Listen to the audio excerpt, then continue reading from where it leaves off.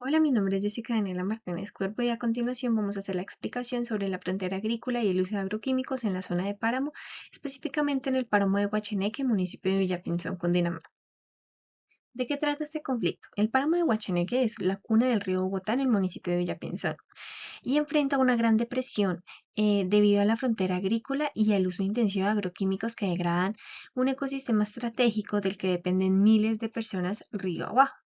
El problema principal es que la apertura de parcelas en áreas protegidas genera una pérdida de biodiversidad nativa y contaminación difusa del agua por pesticidas y fertilizantes sintéticos.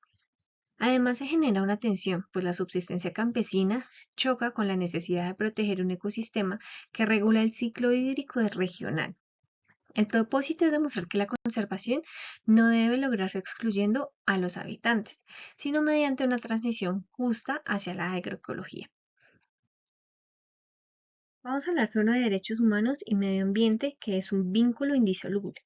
Cuando los monocultivos y los agroquímicos alteran el suelo y contaminan los acuíferos, se vulnera el derecho colectivo a un ambiente sano, prerequisito estructural para la vida, la salud y el agua limpia de las comunidades. Los derechos que se están vulnerando aquí son el acceso a agua potable, el derecho a la salud, a un ambiente sano y sobre todo a trabajo y seguridad alimentaria. ¿Cómo se están vulnerando? Mediante la lixiviación de fertilizantes y pesticidas hacia fuentes hídricas superficiales y subterráneas.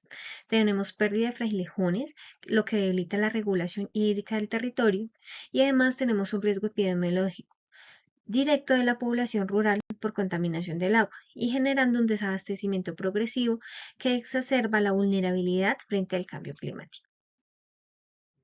El marco jurídico son instrumentos que amparan al territorio. El conflicto se enmarca en una arquitectura normativa multinivel que va desde tratados internacionales hasta instrumentos locales de ordenamiento territorial. En el orden internacional tenemos el Convenio de Diversidad Biológica de 1992 que genera conservación de ecosistemas frágiles. Tenemos el Acuerdo de París del 2015 que allí se genera resiliencia climática de ecosistemas reguladores. Y tenemos también el Convenio de Rotterdam y Estocolmo contra el control de plaguicidas, contaminantes orgánicos persistentes. En el orden nacional tenemos la Constitución de 1991 que nos da el derecho a un ambiente sano y deber estatal de protección. Tenemos la Ley 99 de 1993 que define los páramos como zonas especial de protección. Y tenemos la Ley 1930 del 2018 que prohíbe actividades agropecuarias de alto impacto y ordena reconversión productiva. Y tenemos el decreto 1076 del 2015 que regula el uso del recurso hídrico en cuencas altas. En el orden regional y local tenemos a la CAR en Cundinamarca que genera plan de gestión ambiental regional para la cuenca alta del río Bogotá. Tenemos el ordenamiento territorial de Villapinzón que clasifica la alta montaña como suelo de protección y además el plan de desarrollo municipal que confinancia asistencia técnica para transición agroecológica. Seguimos con la atención central que son las fuerzas de conflicto. Identificamos tres. La primera es el desarrollo económico. Las familias campesinas dependen históricamente de la agricultura y ganadería para su mínimo vital. Prohibir sin alternativas viables criminaliza la subsistencia de estas familias. La protección ambiental es el segundo ítem, pues el páramo de Huacheneque es un ecosistema irreemplazable. Su degradación compromete el agua de millones de personas en la cuenca alta del río Bogotá. Como tercero, tenemos los derechos humanos. El Estado debe garantizar simultáneamente el derecho al trabajo, a la salud, al agua y sobre todo a un ambiente sano. La conservación no puede traducirse en exclusión social. Y el dilema es que la aplicación vertical de normativas conservacionistas sin fondos de reconversión productiva genera que los sectores tradicionales operen al margen de la legalidad por falta de alternativas económicas viables para su subsistencia y el desarrollo de su actividad agrícola. Ahora vamos a hablar sobre las limitaciones del marco jurídico global. Tenemos debilidad en los acuerdos. Los tratados internacionales operan bajo el principio de soberanía estatal y su efectividad depende de la voluntad política y de la capacidad institucional para transponer las normas del ordenamiento local. En zonas rurales dispersas como el páramo de Guacheneque, la falta de recursos técnicos y financieros impide monitorear eficazmente el uso de pesticidas o la conversión ilegal del suelo. Y también tenemos una desconexión con la realidad local, pues los instrumentos globales suelen formularse desde una perspectiva conservacionista vertical que ignora las dinámicas de subsistencia de las comunidades de alta montaña. Rara vez contemplan lineamientos claros ni fondos específicos para la reconversión productiva o compensación económica de pequeños agricultores históricos, generando percepciones de imposición que obstaculizan la gobernanza participativa. Tenemos tres convenios internacionales que son aplicables al caso, pero sin mecanismos vinculantes de sanción directa. Y tenemos la Ley 1930, que es la Ley del Páramos, que genera un marco nacional robusto, pero con brechas en implementación local y en la fiscalización. Vamos a hablar sobre las estrategias de mejora en la sostenibilidad y la justicia ambiental. Las tres estrategias propuestas buscan transformar que el conflicto se convierta en una oportunidad de transición justa, donde la conservación y el bienestar del campesino se refuercen mutuamente. La primera es la reconversión productiva agroecológica. Capacitar a los agricultores para transitar insumos químicos, abonos orgánicos, a biofertilizantes y controladores biológicos de plaga, frenando la contaminación del agua y recuperando así la salud del suelo. El segundo es generar pagos por servicios ambientales, pues compensar económicamente a las familias que conservan frailejones, reforestan con especies nativas y mantengan limpios los nacimientos de agua, convierte la conservación en una actividad rentable.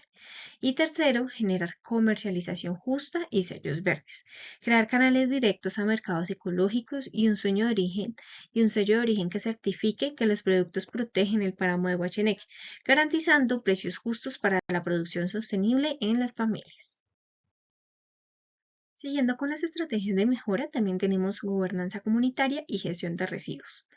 Tenemos monitoreo participativo del agua, formar comités ambientales veredales donde los propios habitantes midan la calidad del agua de sus quebradas y vigilen los límites de la frontera agrícola. Cuando la comunidad se apropia del cuidado de su entorno, los acuerdos de conservación se respetan más. Y además tenemos el reciclaje de residuos peligrosos. Implementar una ruta de recolección selectiva obligatoria por las veredas combinado con centros de acopio seguros donde los agricultores entreguen envases de agroquímicos mediante el sistema de triple lavado. Actualmente muchos envases terminan quemados, enterrados o en los ríos, liberando veneno residual en la cuenca alta del río Bogotá. Es así como generamos formación, monitoreo, decisión e incidencia, pues la protección del territorio no puede depender únicamente de la fiscalización estatal, requiere que la comunidad se apropie activamente del cuidado de sus recursos hídricos y sus ecosistemas. Ahora vamos a relacionar el proyecto con los Objetivos de Desarrollo Sostenible. Primero va a ser el ODS 6, que es agua limpia, pues frenar la escorrentía agrícola contaminada para asegurar disponibilidad de agua limpia al río abajo de la cuenca del río Bogotá. El ODS 15 trata de ecosistemas terrestres, detener la degradación de tierras altas y promover la restauración ecológica en zonas afectadas por la presión antrópica. ODS 12 habla sobre producción responsable, transformar el modelo agrícola lineal hacia la agroecología, reduciendo insumos químicos y promoviendo ciclos productivos y sostenibles. ODS 8, trabajo decente, garantiza que las familias campesinas mantengan su sustento mediante trabajo digno, seguro para su salud y respetuoso con los límites ambientales. Y por último, el ODS 13, que es acción por el clima, genera que proteger los suelos orgánicos de páramos como sumideros de carbono, evitando la liberación de gases de efecto invernadero y fortaleciendo así la resiliencia climática regional. Es así como estos objetivos de desarrollo sostenible se desarrollan para nuestro caso en el páramo de Huacheneque. Por último, vamos a hacer una reflexión crítica hacia un futuro jurídico ambiental. La conservación de la alta montaña en Villapinzón no debe lograrse mediante la exclusión de sus habitantes, sino a través de una transición justa que garantice tanto el equilibrio de la naturaleza como el bienestar económico local. Los hallazgos principales que encontramos son tres. El primero es que existe un marco normativo robusto, pero con brechas críticas de implementación a nivel local. La segunda es que la degradación del páramo vulnera derechos humanos fundamentales como agua, salud y ambiente sano. Y el tercero, que los tratados globales carecen de mecanismos correctivos y fondos para reconversión productiva campesina. También tenemos unas propuestas de gobernanza, en este caso son cuatro. La primera es la reconversión agrológica, con asistencia técnica y acompañamiento continuo.